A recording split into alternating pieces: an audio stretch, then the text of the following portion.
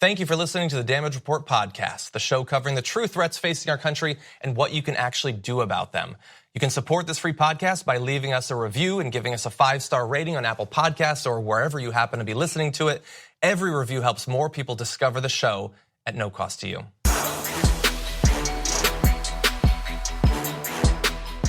Welcome back, everyone, to another episode of the Damage Report. I am John Adarola. And we've got a lot that we're going to be covering today. Obviously, huge news updates on the disappearance and likely murder of Jamal Khashoggi and Donald Trump's both response to it and his defense over his relationship with Saudi Arabia, which he implies is non-financial in nature. We're going to look into that and see how much truth there is to that.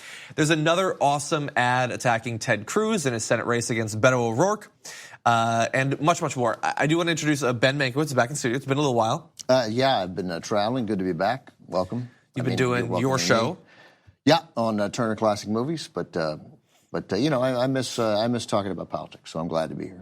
Yeah, and I mean, I'd rather be doing a different show, but this is the one that was available. This is what you were invited to, and you're hoping to move up, as we both are. Right. Well, one of us has real prospects. Anyway, so. Go ahead. I think so. Okay, so look, we have a lot of news that we're going to get to. I just want to briefly mention, I probably should have held the control room this. I woke up and I was enraged. Trump's Twitter some days, man. So he resumed his attacks against Elizabeth Warren, used Pocahontas again multiple times, so DNA tests be damned, doesn't matter. And then the president of our country called an adult film star that he apparently had an affair with Horseface on Twitter. Nailed it. Yeah. He called her horse. Dude, what a classic lame high school guy thing to do. Total horseface. Yeah. You slept with her. That's what you wanted to do. You wanted to cheat on your wife who just given birth to one of your kids. Classy move. You slept with her because you thought she was so attractive, and now she's a horse face. Yeah, I don't think you need to explain it, but I got you. Like, I mean, you know, yeah. I mean, I think you had them. No, I need to say it because I just am so filled with rage at the state of our country and the choices we've made. I just think you had him at horseface. Okay, yeah, that's true. Yeah. Well, and she had him at Game On Tiny and talked about his shortcomings. Here's the thing, like if you have a small penis and you start calling horseface, the women that he slept with, they might respond. Yeah. And so I tell you though, like Elizabeth Warren, like these are battles being fought on Donald Trump's terms. Yes. DNA tests. I'm one, I'm Indian. Mm-hmm. Yay! Like that. To me, that was a big loss for Elizabeth Warren and a loss for Democrats. The belief that some sort of you took scientific the DNA test. I mean, I know there were a lot of right-wingers out there. I can't believe he owned the libs. In this case, I sort of thought, well, he kind of did. I mean, I don't know what the response is to this guy, but I wouldn't have ignored it. I just said, I'll release a DNA test when you release your taxes, liar. Well, she did say that after the DNA test. But like with Trump, you learn to say it 1,000 times, and I think it's a lose. I think it's a lose-lose. Yeah, I agree. I mean, he's going to call her Pocahontas on the debate stage if she's the nominee. 100 times, over and over and over, he's going to call her Pocahontas. Right. So we have to have she has to have a response to that, and I would have just, to echo the thoughts of many establishment Democrats. Are you so busy on, I don't know, November 9th or November 10th that you couldn't have released the DNA test results then? Yeah, I probably would have done after. Yeah, that's true. You got something going on Friday the 9th? Yeah. Look, it's a tough position that you're put in when, like you say, she has to have a response. Obviously, this wasn't it. I don't know what it would be, though, because there is a level that a person can descend to that I don't know what you're supposed to say. And the thing is, like, true. Like, okay, so here he's saying Pocahontas. So there's a word we can't say because we're on YouTube TV. It starts with a C and it's 4 letters long. If he stood on the stage and called her that repeatedly, his fans would love it. That's where we're at as a country. There is nothing he could say that would turn his fans off. So how do you respond to that? I got news for you. That would loosen people. You think? I do. I think that. Grab him by that doesn't tread the same territory? Nope. Calling the woman horseface. I'm just saying that's one of the things he'd have to, and he'd come to regret it, of course. But he'd backpedal and he'd apologize. He mocked Christine Blasey Ford. I don't know. I don't know if there's any depth that he can't go to that would that people wouldn't follow him. Yeah, well, we know. Well, I mean, first of all, it depends on what we're talking. People will follow him. Yeah, millions, tens of millions will.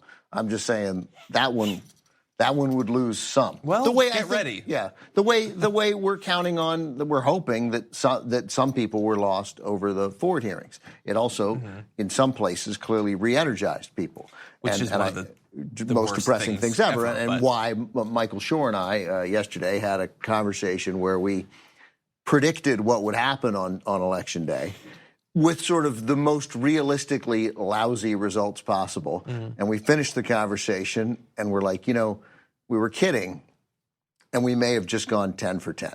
Like everything we said sounded... For this election? For this election. Can I give you a couple? Okay. All right, so... we won 22 seats in the House. Maybe there's a power sharing agreement. We really showed Trump. It's a big, right. We're down 219 to 216. We almost took it. That's a huge say. The resistance is alive. In a year where Republicans had the map clearly favored Republicans, they only picked up 2 Senate seats. Right? Oh, right. God. And then after some terrible thing happens to some other Supreme Court justice, Doug Jones, who's up in 2020, first of all, he's going to get nearly 45% of the vote, which is saying a lot in a state like Alabama. And when Doug Jones votes for that next nominee, he's like, look, I don't think that this nominee is the right choice for the Supreme Court, but he's not Brett Kavanaugh. He's more qualified than that. And ultimately, the president gets to make his choices. And then Doug Jones still gets 44% of the vote and loses in 2020. And so it's 6-3 on the Supreme Court, no House, a worse Senate. But the resistance is alive. It's a battle, John. It's a war, and we are ultimately going to win the war. And we were laughing at and then all the other, and Phil Breedenson. Oh my God, 47% of the vote in Tennessee. That's amazing for a Democrat, right? And then and a couple other things, and afterwards we're like. We need to talk about a relatively new show called the Republic, or UNFTR. As a Young Turks fan, you already know that the government, the media, and corporations are constantly peddling lies that serve the interests of the rich and powerful. But now there's a podcast dedicated to unraveling those lies, debunking the conventional wisdom. In each episode of the Republic, or UNFTR, the host delves into a different historical episode or topic that's generally misunderstood or purposely obfuscated by the so-called powers that be, featuring in-depth research, razor-sharp commentary, and just the right amount of vulgarity. The UNFTR podcast takes a sledgehammer to what you thought you knew about some of the nation's most sacred historical cows. But don't just take my word for it. The New York Times described UNFTR as consistently compelling and educational, aiming to challenge conventional wisdom and upend the historical narratives that were taught in school. For as the great philosopher Yoda once put it, you must unlearn what you have learned.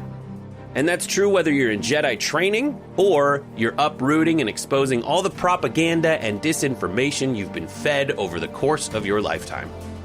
So search for UNFTR in your podcast app today and get ready to get informed, angered, and entertained all at the same time.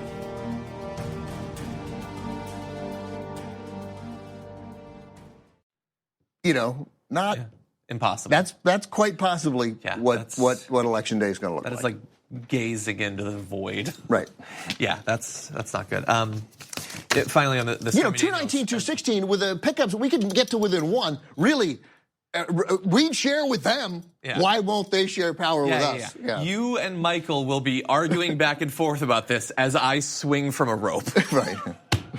So anyway, but finally on the Horseface thing, as Jordan Ull pointed out on Twitter, I can't wait for all the people who were shocked and chagrined over Michelle Wolf's smoky eyeshadow comment to come to Stormy Daniels' defense here. Right. But of course, they're not going to because she's attacking Trump. Also, she is involved in the sex trade, and those women don't count for anything to most of this country.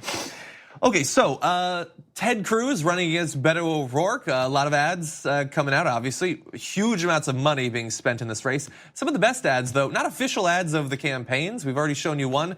Here is another. A triple meat Whataburger liberal? What does that even mean, Ted? I mean, everybody I know in Texas likes Whataburgers. Just as a consumer, I'm a big fan of eating White Castle burgers. I like their little burgers. I don't even know what that is. There's not a White Castle within 900 miles of Texas, Ted. Maybe up in Canada, huh? But not in Texas. Political ad paid for by FTC PAC, not authorized by any candidate or candidates committee. Come on, Ted. So this is in response to Ted calling Beto O'Rourke a triple meat Whataburger liberal. What? I mean, there's a lot of cell phones going around, but saying that the man who's run against you, he's triple meat. Yeah, totally. What are you talking about? And I like the tiny burger. Of a popular fast food chain in Texas, and then you've touted a fast food chain that isn't in Texas. Exactly, and I lived in Texas for 5 or 6 years. I lived in Austin though. It was incredibly popular. Maybe I'm crazy. Maybe I was in the Austin bubble, but I think it's big across Texas. The Whataburger? Yeah, of course. So identifying him as like the meatiest, biggest version of a popular chain, I don't know what you're talking about, Ted. That was a good ad, but that reminded me of one of the other things Michael and I talked about, which is that right after Election Day, we're like, you know what? Don't count out Beto O'Rourke. He's got a big future in the Democratic Party. Oh my God, Jesus! This is not the last time. This is not the last we're going to hear from Beto O'Rourke. That's what we're going to be saying on Tuesday the 6th. Okay, so super fast. There's a debate happening tonight. Texas is going to turn blue soon. Some have been here. This is echoing through eternity. So Beto O'Rourke, Ted Cruz, they are having their debate tonight. We're actually going to be covering it tonight, 8:45 Eastern time at tyt.com/members live. It's going to be myself and Cenk Uygur. It is specifically for the members. I covered the first with Brooke a couple of weeks ago. Did not like Beto O'Rourke's performance there. He's down by 7 in the most recent poll. What do you think that Beto O'Rourke needs to do at tonight's debate? Be incredibly appealing. Be himself. Don't be aggressive and on the attack. No, I don't know. I mean, if that works for him, then yes. But it has to sort of be, his thing is authenticity. There's a Beto-ness that worked, I think, and it works personally, and it works on the campaign stump. But no, I mean, don't little asides, little gotcha lines roll. The whatever Beto's version of Al Gore's eye rolls, those aren't. Just be yourself, man. If there's a time to attack, you attack. If there's a time, mostly though, state your case, state it passionately about, he's going to call me a socialist. Let me tell you what that means in reality. Yeah. And then explain about universal health care and $15 an hour and your job staying here and protecting your jobs as best we can. Talk about that. Talk about infrastructure. Don't think that his goal should be to unman Ted Cruz on stage? No, I mean, people know Ted Cruz. You are not going to change people's opinions about Ted Cruz in Texas. He is a majorly known entity. You have got to convince whatever undecided voters there are or whatever voters who think instinctively, I don't like Ted Cruz, and nobody else does either, that they're not taking some giant, crazy political risk by... And they've been told that it's a giant political risk to vote for you, right? He will say it during the debate. You're a socialist, and you're going to turn Texas and the United States into Venezuela, right? So you say that's insane. Here's what I'm going to do. Okay. Here's what this America is going to look like. Okay, I found that somewhat persuasive. I despise Ted Cruz. Now you'd vote for Beto? You were one of those swing voters in terms of what his strategy should be, because I have been very much of the idea that he needs to go on the attack. Like Ted Cruz, I think unchallenged is obviously likely to win. I think real quick. I don't think debates.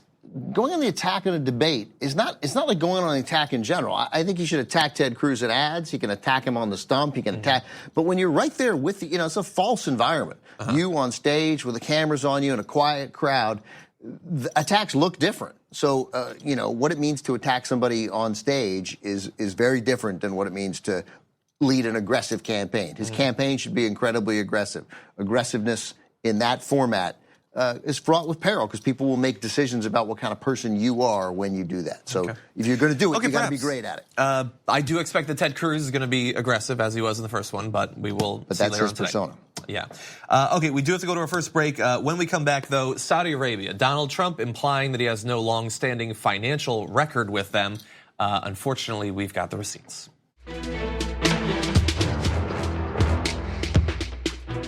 So it has now been several weeks. Jamal Khashoggi, obviously, I think we can all agree at this point, was murdered. There had been an attempt to pretend that maybe he had just snuck away. Pretty clear now that he was actually killed. And in fact, Turkish officials this morning telling the AP that police found evidence in the Saudi consulate that he had been killed there. If you were watching the show yesterday, we showed you a photo of a cleaning crew showing up shortly before the investigators got there. I would assume that the consulate would have a normal cleaning crew, so I'm not sure how significant that is. But obviously there's been an attempt to conceal what actually happened there. There had been news yesterday that the Saudi regime was prepared to come forward and say that this was an interrogation gone wrong, obviously undercutting their many lies over the past week plus. And I had a debate this morning. He went in to get a marriage license, right?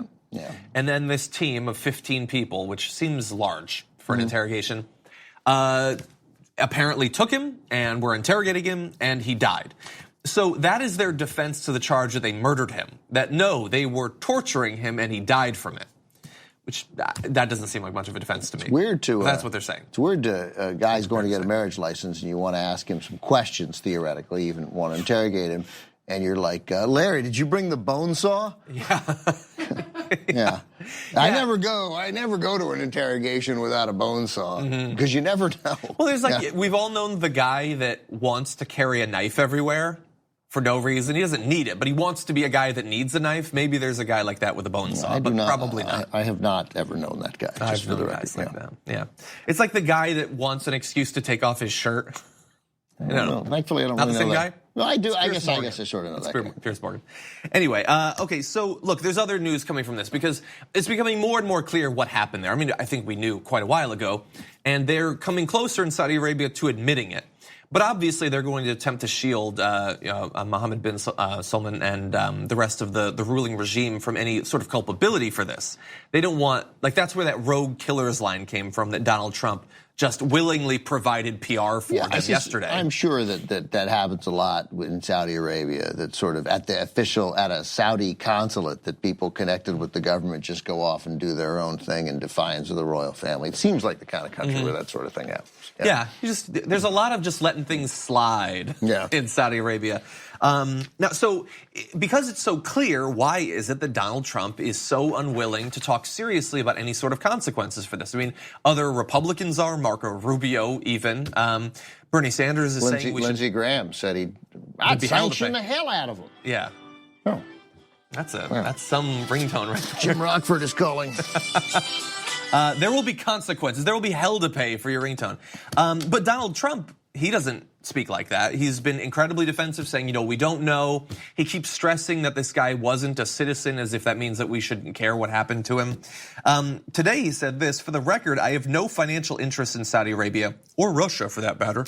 Any suggestion that I have is just more fake news, of which there is plenty. Well, there is plenty of news, not fake news necessarily, but when he says he has no financial incentives, let's talk a little bit about his history with Russia. In 1991, as he was teetering on personal bankruptcy and scrambling to raise cash, he sold his yacht to Saudi billionaire Prince Al-Walid bin Talal for $20 million, a third less than what he reportedly paid for it. Nice. Another great deal. 4 years later, that same prince was involved in a $325 million deal for Mr. Trump's money-losing Plaza Hotel. And then we turn to a public citizen that has done a great job of going through a great deal of financial disclosure forms. Saudi embassy has spent at least $270,000 at Trump's Washington hotel just since the election. In 2001, he sold the entire floor of Trump World Tower to the Saudis. That remains in their ownership right now. When in 2001? 2001, a significant year to sell stuff to the Saudis. That is certainly true. So far, I'm assuming earlier, just statistically, it's likely. They still own that, though. In the years before becoming president, he pursued deals with Saudi investors to build hotels in Saudi Arabia. In August 2015, then candidate Trump registered new corporations to manage a prospective hotel in the Saudi city of Jeddah. In 2005, he boasted about his dealings with the Saudis. 2015, sorry. Saudi Arabia, I get along with all of them. They buy apartments from me. They spend $40 million, $50 million. Am I supposed to dislike them? I like them very much. This reminds me of the Bolsonaro thing. I know it doesn't mean it like this, but I mean just the kind of person he is. It's Saudi Arabia. I get along with all of them. Talks that way. Yeah, who talks that way? Like they bought an apartment from you, so who cares what they do? Then women not driving. No, I just mean like I get along with all of them. There's a degree of like. Oh, you mean themming them? He's themming them. Yes. Yeah, I get. those rich Browns. Yeah, and as we pointed out with the Pocahontas thing, he said, "I will give you $1 million if you take a DNA test to prove you're an Indian." Right. Which is that's what he voted for. And then said last night, no, I didn't check that. It did. Yeah, exactly. So anyway, look. This is one of the frustrating things. The reason we recount all of this business dealing stuff is not to show that he lied when he said he doesn't have business dealings. It does show that, but that's not the point. The point is he is conflicted in terms of what our foreign policy dealings should be vis-a-vis Saudi Arabia. When we were concerned before the inauguration about him not divesting himself from his business, this is exactly the sort of situation that we were worried about.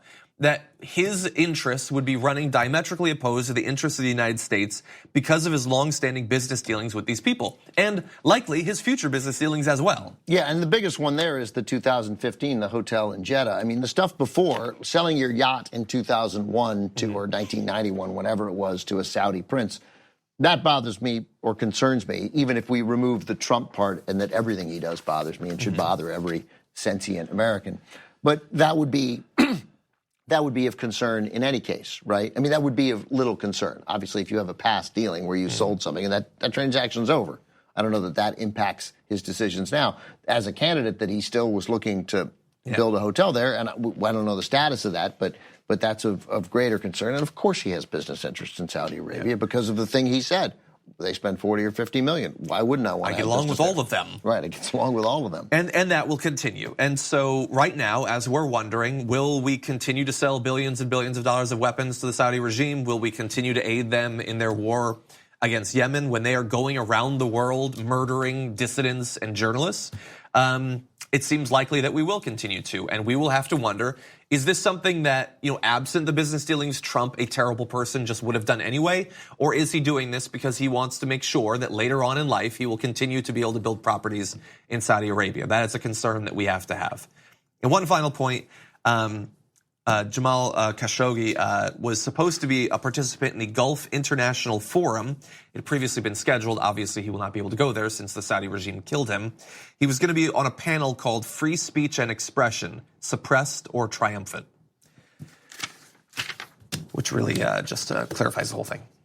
Anyway, we're going to take another break. When we come back, big poll, who do people favor in the Democratic primary in 2020? And what does that tell us about the likely conflicts politically that we're going to have over the next few years after this?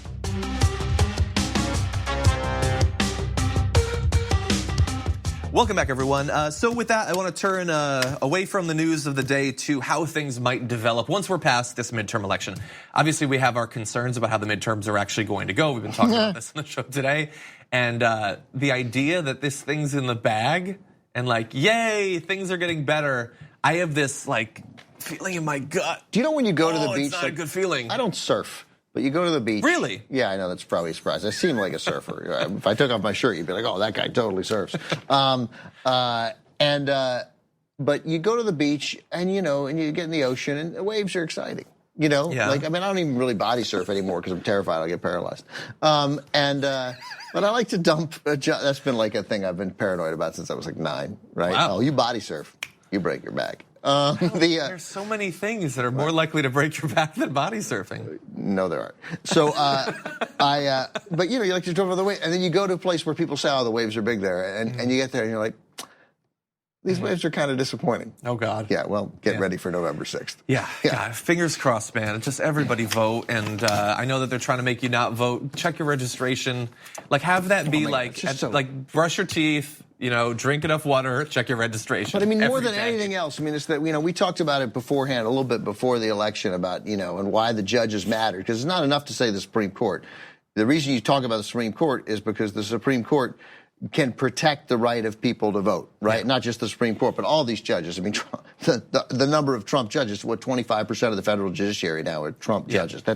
It's crazy. And he's got 2 years left at a minimum, probably. Or his friend Mikey does. But what's happening in North Dakota and Georgia, again, and this is almost it's like climate change. How are we not talking about this 100% of the time? They just decide. Our guest later on today is going to talk about some of the voter suppression. Yeah, we just repeal. I mean, that more than anything, to all the people who said that election didn't matter, that's why it matters more than. And there's nothing to me that matters more than making sure everybody that voting is easy and encouraging, and that everyone can do it who is a citizen of the United States. Everybody should be able to vote, and nobody should be able to suppress it. And the Supreme Court ought to rule in every single one of these cases, like Brown versus Board of Education, 9-0. Nope. You can't do this. Anything that makes it harder to vote, we are going to rule against. Except now, that is changing. Of course, right? Yeah, that's right. So look. We're going to try to get past the midterms, but 2020, what do people think is likely to happen based on some of the changing politics of the day? The public is split over whether they think President Trump will win a second term. 46% say he will, and 47% say that he won't. That is actually an improvement since March for him, back when 54% of adults said they thought he'd lose his bid for a second term. So a bit of that optimism fading away. But more importantly, if he is going to win or he's going to lose, it's going to come down to who is running against him. And so 2 years out from an election, yes, polls generally don't mean that much. But they don't mean nothing necessarily, and here is how it's looking. Amongst many potential contenders, right now, Joe Biden is at 33% amongst Democratic voters. Bernie Sanders. Democratic voters and Democratic-leaning independents. Yes. So when you put all of them together, Biden has got a pretty big lead. Kamala Harris is doing better than she had in some of the previous polling that I've seen, trailing Bernie by 4, actually beating Elizabeth Warren. We put the lower ones there just to clarify a few things. People don't support Michael Avenatti, so Bill Maher, relax. That's not a thing. Beto O'Rourke has 4 times the support. Even John Kerry there. John Kerry, don't even think about it. Don't even look at it, okay? You had your chance, you failed. Get out of here. But the Joe Biden, Bernie Sanders thing is certainly something.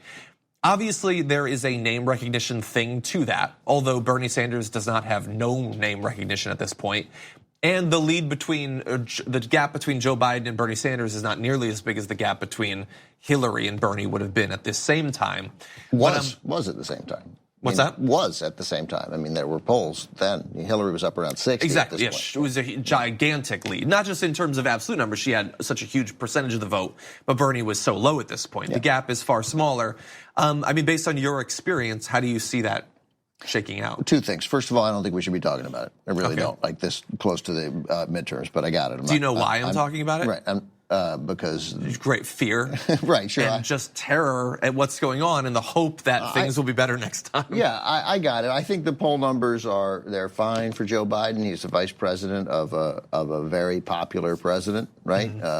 Among Democrats and Democratic-leaning independents who took the poll, so that's not surprising that he's ahead. I don't think it's a catastrophe if Joe Biden is the nominee, just in terms of ability to win. You know, I think he'd have won in 2016. I think that Bernie would have won in 2016. I think almost anybody would have won in 2016. So you think Biden against Trump in his re-election bid has a good chance of winning? I do. I think he's great. I think almost any Democrat has a great chance of winning, and I think Biden is a tough campaigner, and and has a great personal story, and is a fighter, and is a scrapper. It wouldn't be my choice, but I don't think it's a catastrophe. I think the poll numbers are potentially alarming if you're Bernie Sanders. After what happened in 2016, you were by far the most frequent guest on Sunday talk shows. Your face was out there more than any other politician in America in many ways. I know there's a whole school, there's a narrative that the mainstream media shunned Bernie. It's just BS. Well, I would say that they did earlier on in that first primary. I would say since then, but from the middle of 2015 from 15 through the election, nobody was on the Sunday shows more. He got pretty favorable coverage. You can find stuff that they were dismissive of him, and no question. And the Hillary people tried to make it seem like he's a crazy crank, and so did the DNC. That's all true, right? But that said, he was out there and he made his case, and he should be. That number would bum you. If Biden led him 33-24. 28, I'd be like, that's fine. Bernie's fine. But that's a pretty low number. 1 in 8 Democrats and thinking that that's the guy. If he plans, if he's, obviously it seems he's going to run. It seems like he doesn't want to talk about it, obviously, and I understand why. What's interesting is that even amongst independents who say they lean to the Democratic Party, sticking to there, Biden is currently leading, although the gap is only 10 points there. Look, I think everything you're saying is true, but I do think he's starting in a better position vis-a-vis the supposed frontrunner than he was the last time around. I think he's going to be able to raise a tremendous amount of money. I think that he now will start off with inroads in the media that he didn't have before. So the reason I want to talk about it, or we have been talking about it, is just because, and this is based on the conversation we've been having about how things could possibly go. It is so important who gets the nomination. Nothing is more important at this point. I don't think my instinct tells me, and my instinct told me there was no chance Donald Trump would be the nominee or the president. So, keep that in mind. And I would say it again, too. Is that neither of them will be the nominee. And Bernie's, the difference this time is that Bernie was fighting a fight there, and he was the only guy fighting that fight, and that others will be fighting that fight. I mean, you may not believe them. You may think that Kamala Harris is and that some of her policies undermine that argument that she's going to make. A lot of people will think that about Cory Booker. People will think it about Kristen Gillibrand. But they're all going to be, and I'm leaving out Elizabeth Warren, who actually does own some of that space. All four of those people, if they run, are going to own a lot of that space. Hell, Michael Bloomberg's going to own some of that space if he runs. So it's going to be a lot tougher for Bernie to be the only guy talking about income inequality. Yeah, that's true. There's a lot I'd like to say, but we do have to move on. Obviously, we're going to be talking about this a lot over the next couple of years, so get ready for that. We do have to take a break, though. When we come back, we're going to be joined by a new guest, Skyping in Dave Levinthal of the Center for Public Integrity. His new series, Abandoned in America, profiling worsening poverty in a number of different cities across the country. We'll be talking about that reporting after this. Over the course of this summer, the Center for Public Integrity sent its reporters to 6 different communities across the country to report on situations where poverty is not just lingering, but in fact even worsening. And joining us now to break down this reporting, we have Dave Levinthal, federal politics editor and senior reporter. Welcome to the show. Hey, good to be with you. Very glad to have you here. So obviously this reporting that your group is doing very wide in breadth geographically as well as topically. Can you talk us a little bit through what the overall mission of this project was? Well, at the Center for Public Integrity, we so often focus on big money in politics, super PACs, billionaires who are dumping money into both sides in a midterm election like this. So we wanted to do something that might have been a little idiosyncratic for ourselves, but look at the people who didn't have money across the country, but yet still had profound needs and a profound desire to engage in the political process and get something from their government that they felt like they weren't getting. And it was different for all the different communities that we first explored. And we looked at dozens and dozens of places around the country and ultimately vetted our list down to 6 places. And we felt that these places were very representative of the struggles that many Americans are having right now in an economy that the president is telling us time and time again is one of the best that we've ever had in the nation. And that poverty, well, the war on it that we've been waging for decades, it's largely over. But yet, when you talk to so many people in these communities, they feel something very different than what the president and what the White House or people in Washington here would sometimes like to have you believe. I'd like to ask you about a couple of the individual reports. You've been releasing them in a rolling fashion throughout the summer. The first that you have profiled is in Presidio, Texas, and this is a community being affected by the debate and construction around the wall. Can you walk us through that? Yeah, Presidio, probably nobody's ever been there except if you have gone to the Big Bend region of Texas. I worked in Texas for the Dallas Morning News for 7 years and visited several times and always found it to be a very odd place, incredibly isolated, but a population of about 4,000 people. Our reporter, Suhana Hussein, who went down there and spent a great deal of time with people in Presidio, Texas, while she was there, found it to be a community that was so incredibly reliant on its cross-border Mexican sister city, a place called Ojinaga, Mexico. And even for daily necessities of life, groceries, healthcare, if you get sick, if you get hurt, people in Presidio find themselves having to go to Mexico to get their needs met because of the isolation there and because it takes, oftentimes an hour or two or more to just get those needs met. bottom line for Presidio is that people there are very, very afraid of what would happen if a wall was built on the border, specifically through their own town. They feel like it would cut them off from not only the necessities that they have in Mexico that they rely on, but also too from a community that they don't see divided by a border. They see it as almost a whole cloth kind of situation where the people of Ojinaga, the people of Presidio,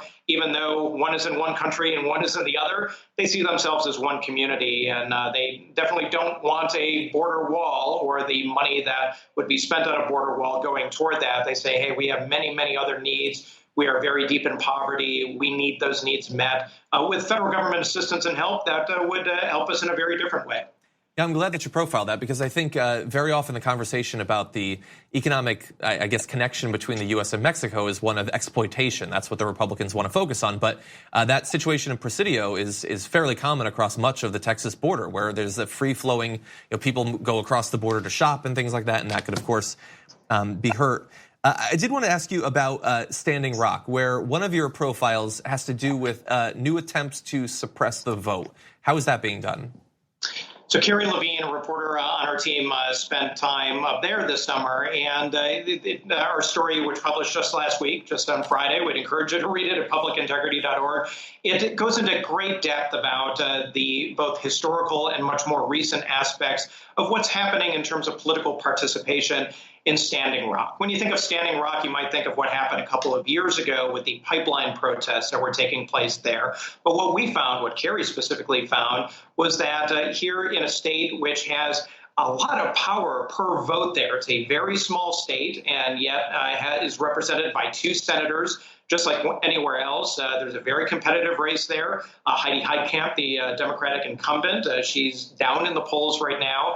And the people of Standing Rock, because of a court wrangling or court battle that has been wrangling through the court system just recently, they're very afraid that they're not going to have quite the same ability to vote as other people in North Dakota because of certain ID regulations that have been put in place several years ago.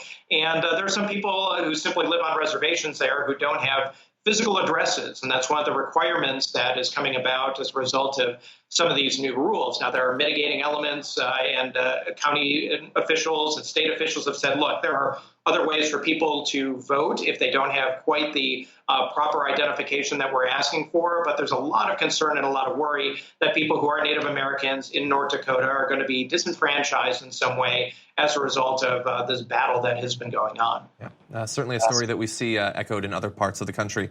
Well, Dave Levinthal, thank you both for your series, this work that you're doing. Many of these stories not being talked about in other parts of the media. So thank you very much.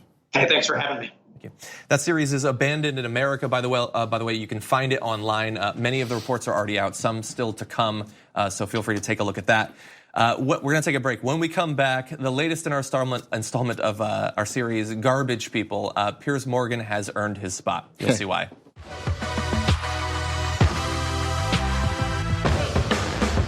Standing between where we're at as a people and as a world and where we desperately need to be are some truly awful people that we profile in Garbage People.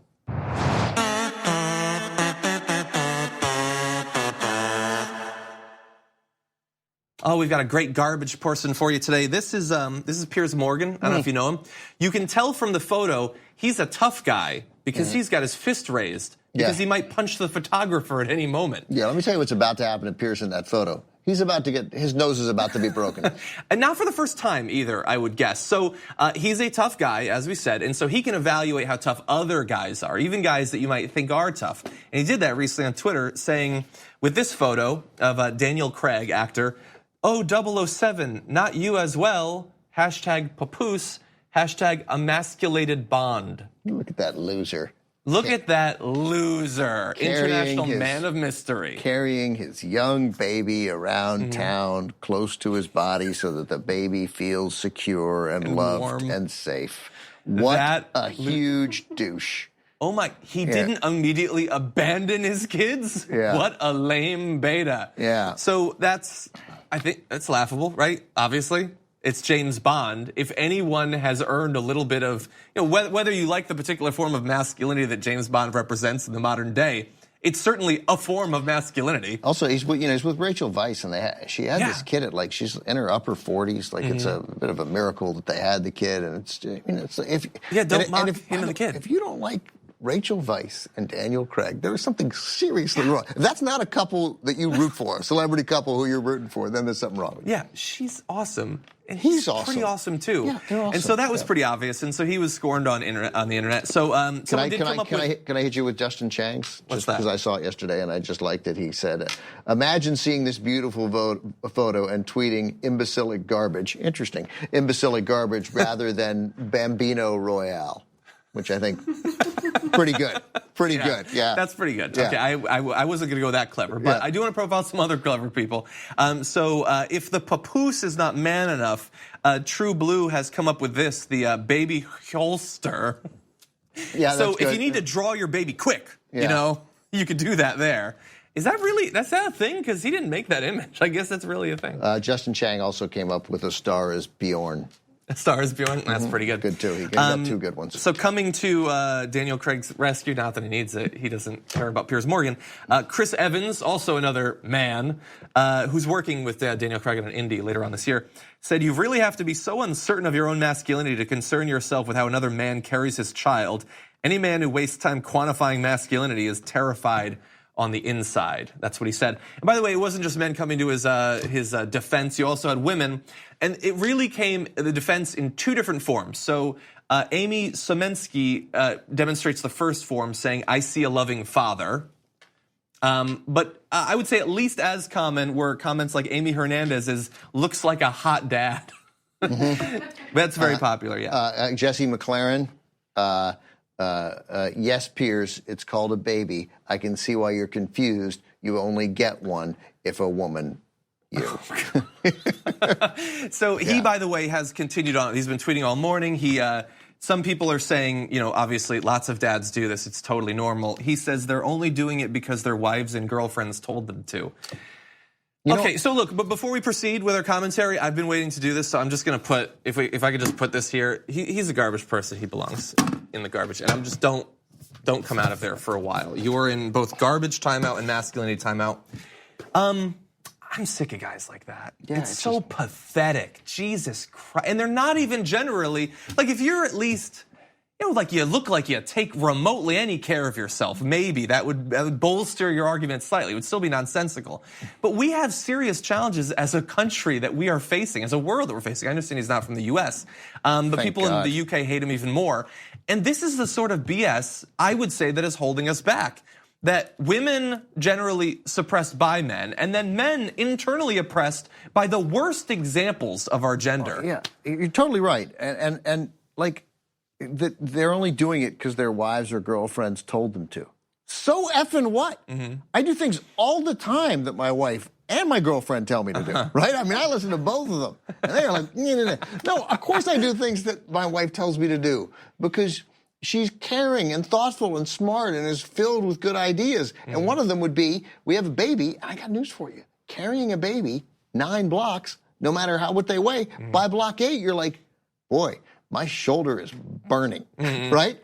And if you put it like you put it here, you move your arms, it feels great, and the baby's right there. It's insane. It's insane to say you do things because your wife or girlfriend told you to. And that is a bad thing. Right, of course you do. And you know what else happens? They do things you tell them to. It's called a relationship, right? He's unfamiliar with the concept. And also, here's a possibility. Maybe Daniel Craig just likes walking around with his kid. Maybe he loves his kid. I know it's weird. It doesn't really fit with the character, I suppose. But maybe he likes his kid and he likes having his kid around with him. Of course he does. The baby Bjorn, or whatever that is a great invention. It's lovely. Look at him. He's got his hands. He could have a Starbucks in one hand, and if he needed to, he could a Walter PPK in the other. He could take out his Walter PPK and put one between the eyes as some jackbag from Spectre. Boom. Like, what a great day. Yeah. It's just pathetic. Yeah. And the thing is, I guess I'm not a baby, to quote our president.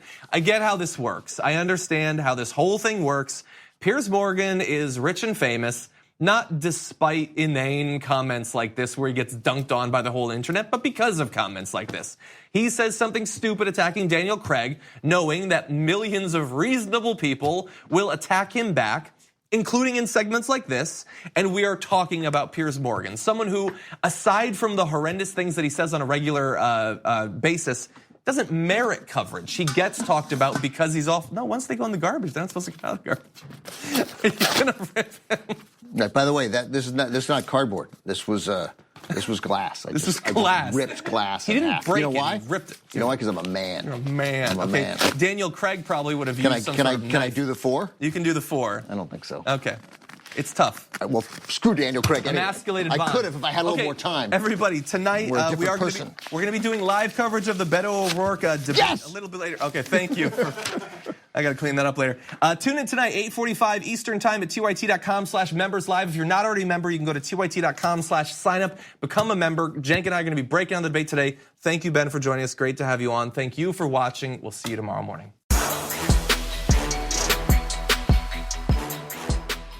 Thank you for listening to the Damage Report podcast, the show covering the true threats facing our country and what you can actually do about them.